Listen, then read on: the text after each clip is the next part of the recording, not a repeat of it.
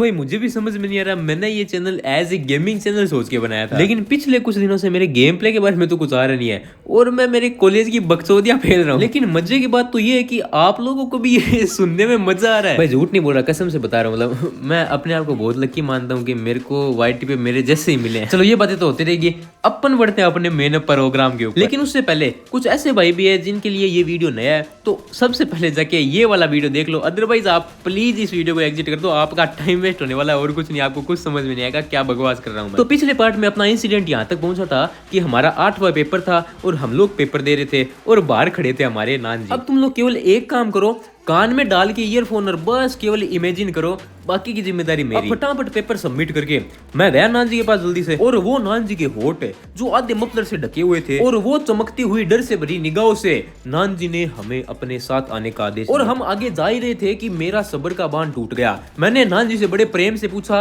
अरे बड़वे करना क्या है ये तो बता। तो अब नान जी अपने दोनों हाथों से धीरे बोलने का इशारा करते हुए हम तीनों से एक उत्साह भरी आवाज में बोले, देख आशीष, मैंने सबको सॉर्ट कर दिया है, 5 मिनट में सबकी छुट्टी होने वाली है, हर नया बैच 30 मिनट बाद में आएगा और इस 25 मिनट के टाइम पीरियड के अंदर पायल खुद तेरे पास आएगी। अब मैं वैसे तो नान जी की बातें मानता नहीं था, लेकिन इस दिन जिस कॉन्फिडेंस से नान जी बोले थे मैं बात मानने को मजबूर। अब इतना सुनते ही मैं खुश तो हो गया, लेकिन मेरे को भी तो इन तीनों के सामने स्टड बनना है। तो मैं कुछ ऐसे एक्सप्रेशन से बोला नान जी से जैसे मेरे को कोई पायल में इंटरेस्ट ही नहीं है। तो मैं बोला, तूने मेरा नाम तो नहीं लिया कि मैंने पायल को मिलने के बुलाया, क्योंकि भाई देखो प्राण जाए सेल्फ रेस्पेक्ट ना जाए। अब मेरी इस बात का समर्थन है ये दोनों भी कर रहे थे, लेकिन बाद में मेरे को पता चला कि ये तीनों एक ही गैंग के आदमी है। अब नान जी मुझे सांत्वना देते हुए बोले कि डर मत, ऐसी कोई बात नहीं है। अब देखते ही देखते पेपर भी खत्म हो गए, सब अपनी अपनी क्लास से बाहर आने लग गए। अब जो हमारे कॉलेज का बाहर का गार्डन था, अब गार्डन तो क्या बोलूं उसको, बंजर मैदान बोलूंगा मैं, उस मैदान में ऐसे बैठने की कुर्सियां लगी हुई है।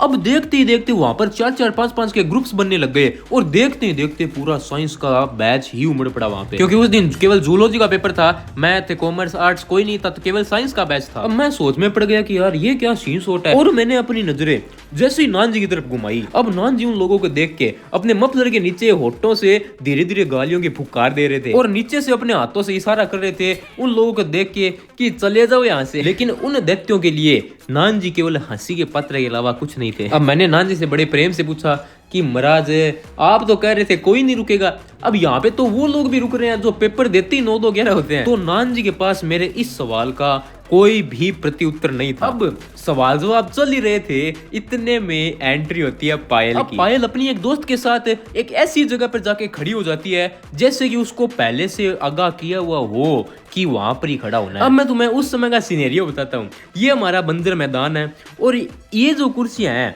ये पूरी पूरी फुल भरी हुई बैठी थी और हम लोग यहाँ पर बैठे थे, ये जो सीढ़ियां दिख रही है इस जगह पे, और पायल खड़ी थी यहाँ पे। और अब मैं तुमको उस समय का मोमेंट बताता हूँ। उस समय जो मेरे दोस्त थे ये नान जी की तरफ देख रहे थे, नान जी उन सभी गैंग की तरफ देख रहे थे और वो सारी गैंग है वो मेरे पास देख रही थी। और आज जिंदगी में पहली बार है मैं पायल को देख रहा था और पायल किसी को भाव नहीं दे रही थी। मैं सोच रहा था पायल अब आएगी, लेकिन अब पायल वहां से टस से मस नहीं हुई। अब वहां पे एक सेकंड एक घंटे की तरह बीत रहा था। अब मैं सोच रहा था 10 मिनट हो गई, हर पायल बेचारी अब भी तक नहीं आई, शायद उसको शर्म आ रही होगी। तो मैं क्या करता हूँ, उसके पास में पानी की टोंटी है, ठीक है, तो मैं उसके पास जाने लगता हूँ और जैसे ही मैं कदम आगे बढ़ाता हूँ इतने में गैंग में पीछे से आवाज आती है ऐसे करके। अब मैं वहां पर पानी की टोंटी तक पहुंचता सोचता हूँ कि यार ये माजरा क्या है, ये कैसी तो गैंग इकट्ठी हुई है यार, ये क्या सिस्टम क्या है। इतने में उन गैंग में से निकल के एक बंदा मेरे पास आता है और अपनी निगाहों से पायल की तरफ इशारा करके बोलता है कि कर दे, तो वेट किसका कर रहा है। अब एक बार तो मेरे को खतरनाक तरीके से अचंभा होता है, फिर मैं अपने आप को संभाल के ऐसे एकदम घटिया सा मुंह बना के ऐसे कहता हूँ, कौन पायल है? अरे नहीं रे पागल है क्या? फिर वो कहता है, अरे रहने सब पता है। अब हमारी वार्तालाप चल ही रही थी कि नान जी ने भी वहां से कदम अपने आगे बढ़ा लिया हमारी तरफ। अब मैं धीरे धीरे श्योर हो रहा था कि भाई इसको भी तो बात का पता तो है। अब नान जी हमारे तक पहुंचे, उससे पहले मैं उसे पूछता हूँ कि भाई क्या सीन शॉट है ये तो बता। तब वो बताता है कि नारायण नहीं है, ये अपनी क्लास में ये धमकी दे के आया है कि आज पेपर के बाद में ग्राउंड में कोई नहीं रुकेगा, क्योंकि आज आशीष पायल से बात करेगा। और जो यही सेम बात है पायल की दोस्त को बोल के आया है कि पायल को पेपर के बाद में जो महिला प्रसाधन नहीं है उसके पास में ले आना, क्योंकि मेरा जो दोस्त है वो कुछ पायल से पूछना चाहता है। अब पायल हमको जानती तो थी नहीं और हम भी केवल पायल को ताड़ने वालों की लिस्ट में थे। अब पायल के पास तो रोज 70 आते हैं 70 जाते हैं, वो किस किस का नाम जाने। अब मैंने जैसे ये सुना कि हमारे नान जी महाराज ये सब बोल के आए हैं। तब तक मेरी सेल्फ रेस्पेक्ट की पूरे ग्राउंड में धज्जियां उड़ चुकी थी। अब हिसाब से तो नान जी अपने IQ लेवल के हिसाब से मेरी हेल्प ही कर रहे हैं, लेकिन उस वक्त ये हिसाब किताब मेरे समझ से बाहर था। अब मेरे को उस मोमेंट का एक एक कतरा कतरा याद है। मैं सभी से नजरें चुरा के एक अपराधी जैसी भावना से नान जी से धीरे से बोला, कॉलेज के बाहर में। और इतना बोल के मैं आगे बढ़ गया। और मैं जैसे आगे बढ़ा तो ये दोनों भी मेरे को पीछे से आवाजें लगा रहे थे, और इनकी आवाजों के साथ साथ आधा ग्राउंड गूंज गया, रिजेक्शन है, बू, ऐसे ऐसे करके आवाज निकाल के। और भाई मेरे को आज भी उस मोमेंट का एक एक सेकंड याद है। मैं जो सालों से स्टड बना फिर रहा था, मैंने जो सेल्फ रेस्पेक्ट जमा की थी, वो सारी उस 30 सेकंड में जलकर खाक हो चुकी थी। और पायल को तो कुछ फर्क ही नहीं पड़ रहा था, उसको तो असलियत में पता ही नहीं था क्या सीन शॉट क्या चल रहा है। अब नान जी भी मेरे जस्ट एकदम पीछे चल रहे थे। अब नान जी को भी पता था कि उनका प्लेन है पूरा उल्टा उनके ऊपर ही पड़ चुका है। मतलब उनके ऊपर तो क्या, मतलब धज्जियां तो उड़ चुकी है मेरी, और मैं धज्जियां उड़ाने वाला हूँ नान जी। अब हम जैसे एग्जिट गेट तक पहुंचे, वहां पर हमारे पियोन अंकल भी खड़े थे, और वो हमसे पूछने लग गए कि आज ग्राउंड में क्या बात हुई। और ऐसा प्रतीत हुआ कि नान जी यही वेट कर रहे थे कि कब तो कोई तो कुछ पूछे और मैं अपनी सफाई आशीष के सामने व्यक्त करूं कि जो भी कुछ हुआ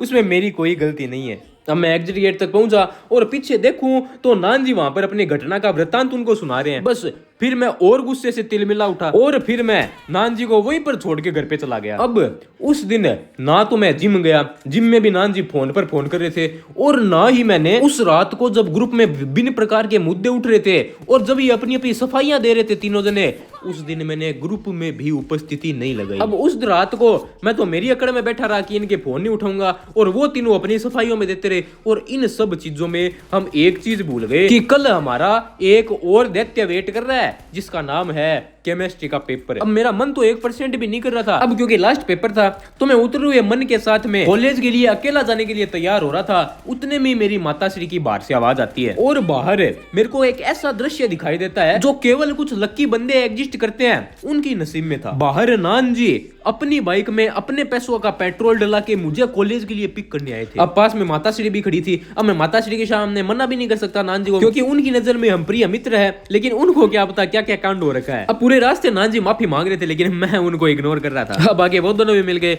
और हम कॉलेज में एंटर हो गए, और एंटर होने के बाद भी बहुत सारे कांड हुए, लेकिन यार वो मैं क्या बताऊं, वीडियो बहुत लंबी हो जाएगी। अब मैं डायरेक्ट जस्ट मेरे क्लासरूम में गया, किसी से नजरें नहीं मिले, और पेपर दे के फटाफट टाइम से पहले बाहर आ गया। लेकिन नान जी को आज तो लेके जाना ही था, तो मैं नान जी का वेट करने लग गया। सोच रहा था जल्दी है जल्दी है, लेकिन नान जी महाराज पायल और उनकी गैंग के जस्ट आगे आगे आ रहे थे। और उस दिन कॉलेज में भीड़ भी थी क्योंकि कॉमर्स आर्ट्स सभी के पेपर थे।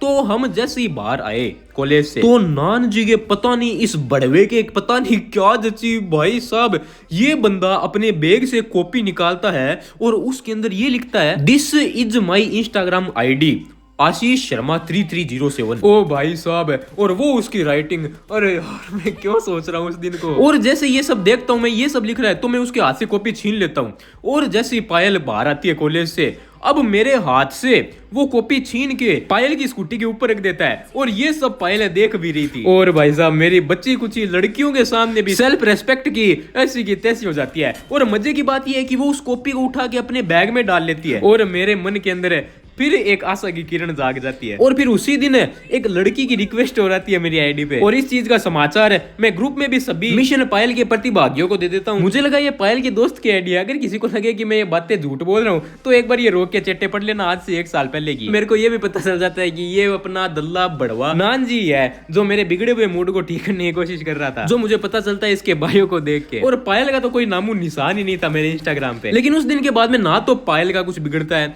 ना उन कॉलेज वाली गैंग का कुछ बिगड़ता है। उस टाइम हमारे बायो की बैच में टोटल थे 63 बच्चे, जिसमें से 6 लोग फेल हुए थे, और उन 6 में से 2 जने तो पेपर देने ही नहीं है, और जो बाकी के 4 थे उनमें से पहला हमारा वो पहला वाला आशीष, दूसरा दिनेश, तीसरा मैं, और चौथा हमारा नेता नान जी। और कसम से हम कॉलेज रेगुलर जाते थे, लेकिन वही ना पायल ले बेटी। और मैं तो उस दिन के बाद में कॉलेज में वापस सेकंड ईयर के फॉर्म भराने कॉलेज में गया था, अदरवाइज मैं कॉलेज इन दिनों में गया ही नहीं। और कुछ ही दिनों में हमारे ग्रुप सब ठंडे पड़ गए थे और हम एक नई पायल की खोज में निकल पड़े थे। तो मिलता हूँ आपसे अगली वीडियो।